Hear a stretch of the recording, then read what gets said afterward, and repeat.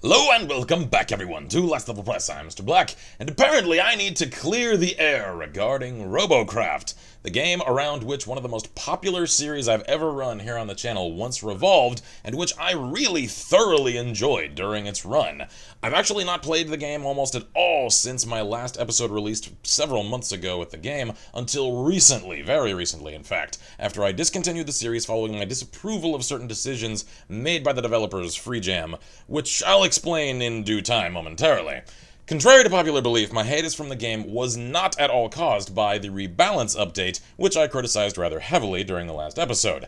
No, instead it was triggered by one of the two major updates that have come since then, namely the Walker update, which, along with adding new content, namely the mechanized walker legs and a smattering of other things into the game, also introduced RoboShield, FreeJam's answer to Robocraft's growing hacker problem, which did need to be addressed, but I'm not really sure about this particular means of addressing it.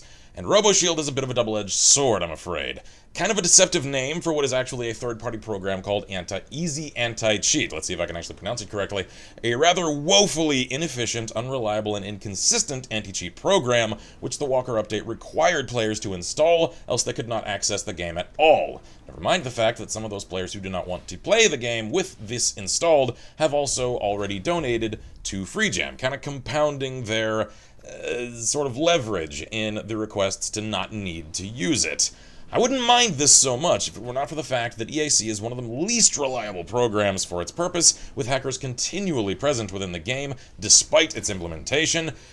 And the workarounds for this program are already very well known amongst the communities that use it, amongst other games that it's already been used in, like Counter-Strike. This is not exactly a new cutting-edge piece of software. Workarounds have been known about EAC for a long time now, and its implementation to Robocraft is a very weak patch upon a growing problem. And so it's so inefficiently coded on top of all that, and it's deeply self-embedding into a system, so it damn near qualifies as malware for its terms of CPU usage and unilateral background process monitoring that it employs. The program is just damn right creepy, to put it mildly. I had no desire whatsoever to let that get anywhere near my computer, and as I don't really care to elect for self-enabling a security breach, I thus left the game alone for quite a while, hoping that the rather loud and significant backlash that FreeJam have faced for its implementation, which is keeping many players from even so much as logging into the game due to a multitude of errors and false positives across their system, would spur the company into either removing or replacing it. Unfortunately, they have not. Why then, you may be wondering, am I looking at Robocraft now? Why reactivate the series when the changes I left for have not gotten fixed yet? Well, a couple of reasons. One, popular demand. You guys really wanted me to come back to this game, as evidenced by the fact that the comments of the last video, now the third most popular on the entire channel, I might add, alternated rather frequently between people demanding that I come back and railing against me for daring to criticize a game that most of them had come to after the debate in question. And again, like I said, others just railing, just do more Robocraft, do more Robocraft. Okay, I hear you. Never say I haven't done anything for you people. I did, however, take the time to look into reason number 2. I've come across a means of installing EAC such that it does not affect near so much of my PC, nor risk its compromise near so easily as the default installation. Now don't worry, it is completely legit, 100% by the book, just a custom installation of the program to a partitioned external drive, to put it simply, meaning that it only has access to what I allow it access to. And then really there's reason number 3. I actually like this game. I know, after the last episode that may come as a surprise to some of you, but I do, I really do. No other game does what Robocraft does to the degree that it does it. It offers some of the most unique free-to-play experiences on the market right now, allowing for creativity that almost no other game comes near to approaching, save the gummy ships from Kingdom Hearts. And I appreciate that, I really appreciate that.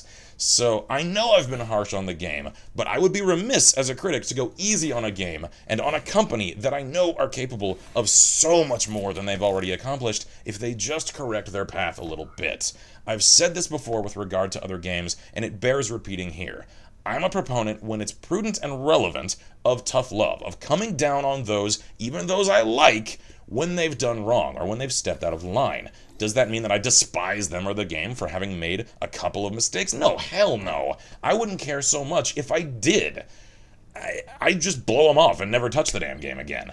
Yet here I am, reigniting the spark of an old engine and the rasp in my throat that both you and I have missed out on for quite a while now. I've said it before that I'll never conduct a series or return to a game just because it's what people want. No offense to you guys. I don't mean that to sound dismissive of my audience at all. Rather, it's my insurance that whatever game I'm covering,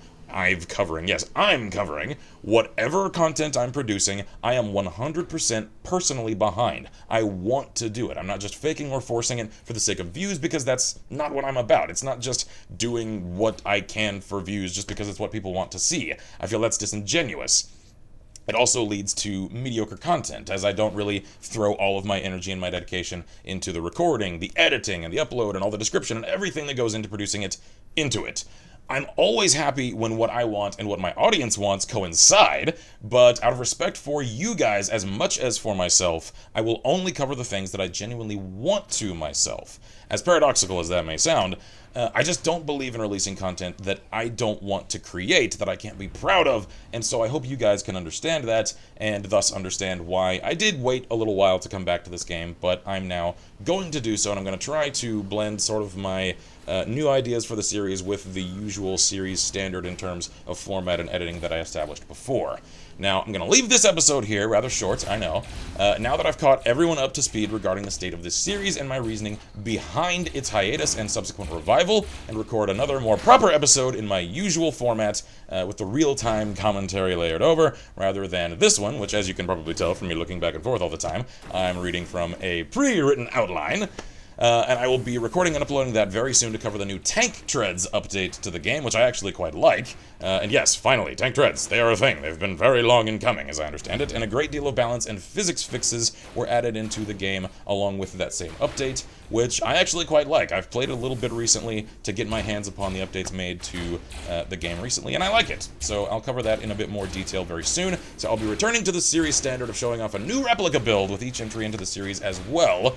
And first up, I'll give you guys the hint, a couple of you already know what I'm on about, I'll be returning to some of my Halo vehicle builds, and I've got a few more squirreled away in my folder of ideas and screenshots and references, but I do want to, once again, probe you guys for ideas. If you've got any requests of vehicles from games, film, anime, whatever the case may be, let me know. Leave them in the comments below, and I will add them to the request list if I feel that I can actually do them.